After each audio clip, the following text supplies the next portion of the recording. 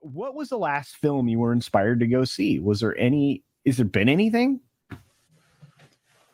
To be honest, the Black Widow originally. Yeah. I love Scarlet. I love the character. I love the guy they cast as the Russian Iron Man, Captain America. Captain Russia. David Harbour. Russia. There were so many pieces to this. I thought this is going to be good. The first 2/3 of it were good. It was until the last third, which is literally falling for the entire third. And then that was stupid. They blew it. They completely. Yeah, and here's the celestial thing that you were talking about, Andre. I seen you share. Yeah. As I said, there's a dude, and that's what the Earth looks like now in the Marvel universe. There's a dude sticking out of the planet. Except, we should go and harvest his valuable material because apparently Celestials are made of valuable materials. Yeah, they are. Maybe they can make PlayStation 5s out to him. Look at what Six found me. My own tweet. That's how well I don't know how to tweet, kids. Look at that. Okay, so here you go. Here's the actual hours of Phase 4. 6 films, 7 shows compared to the first 3 phases. Wow, just too much. Too much stuff. And it sucks. And it sucks. That's the bad of it. So you have phases 1, 2, and 3, which are good, and then you have phase 4, which are longer than the first 3 combined, and it sucks. Yeah, and arguably phase 3 could have been phase 3 and 4 with 11 films. They could have broke that into 2 and saved themselves some hassle. But I look at it and I go, but none of it was good. I mean, outside of Spider-Man No Come Home. Right? You're right, Culture, because then if they would have done that, the Infinity Saga would have technically been its own phase. Yeah. Like you could have broke it off at that point, right where there's like a nice breaking point. Yeah, and I think that's another problem. Like, actually, you just brought something to my mind that was something that was always important to Mr. Stan Lee, and that is there's no entry points anymore to this shit. Do you realize that? There's no way for anybody to just come into this cold. Correct. Unless not anymore. Maybe Spider-Man was the closest to that, and that's probably because there's a lot of people I know that went to see that Spider-Man movie, did not see the first 2. They didn't have to. That's the beauty of it. There's really nothing in that movie that constitutes you really have had to see every goddamn thing that comes before it. As long as you're just kind of aware of the fact that there is a multiverse, you're kind of set. And as long as you have a cursory knowledge of Spider-Man, you're fine. Mysterio, they handled how Mysterio screwed up Spider-Man at the beginning of the first 20 minutes of the movie. And I mean, the weakest part of that movie was having to deal with the MacGuffin of the, going back in time or whatever, changing a few things. And once you got past that bit of silliness, the rest of the movie rocked really, really hard. It was, it was good. I hated the first Spider-Man with Tom Holland. I thought, oh my God, this was horrible. That was kind of the opposite. I didn't see. I would call. Why does everybody keep saying that? He hardly has the suit in the first movie. Okay, fine. Iron Boy at the beginning. If you call it Iron Boy 2, because the second one, yes, I would agree with that, because that second movie is all about Robert Downey Jr. And that's why I didn't care for it. It's like all the things that people complained about the first one, that's in the second one to me. And look how they ended No Way Home. Look, the genius of giving back his old uniform, getting rid of all the augmentation.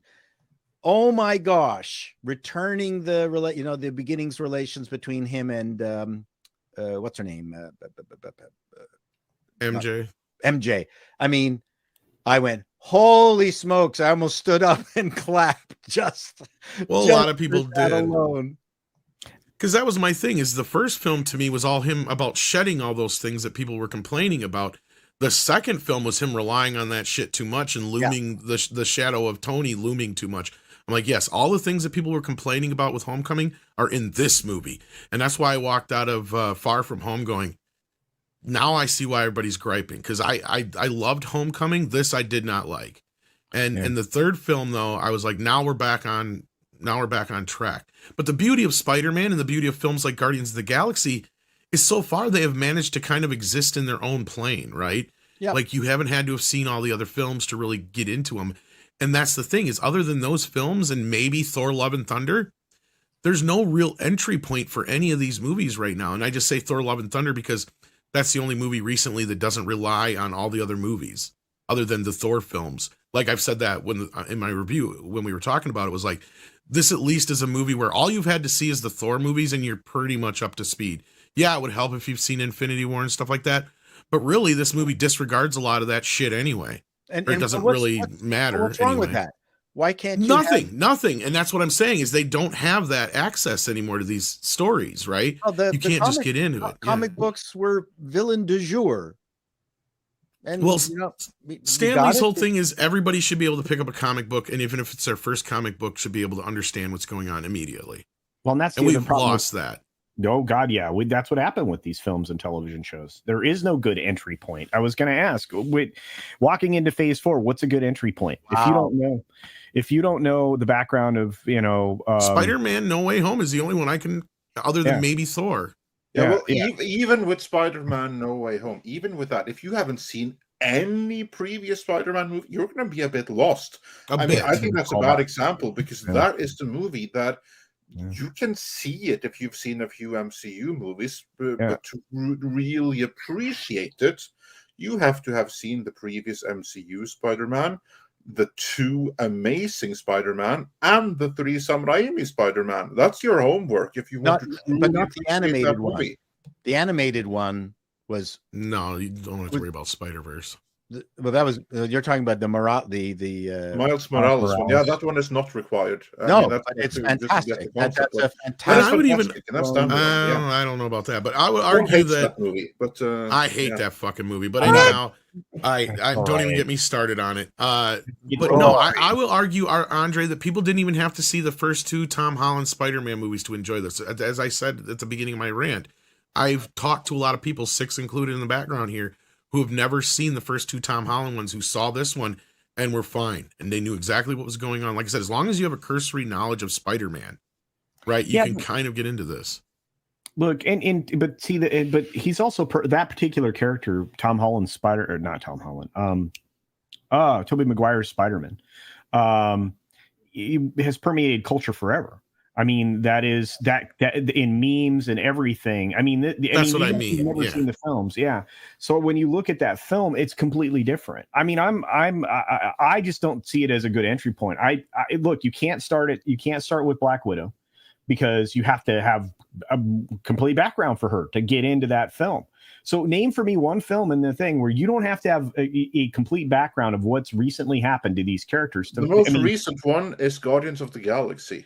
Right. Yeah, that's why I brought that up. Also, and then, of course, to be fair, there is Shang-Chi and there is the Eternals. Because for those, however badly they sucked, very little prior knowledge was required because they're reboots. Or not because they're new beginnings.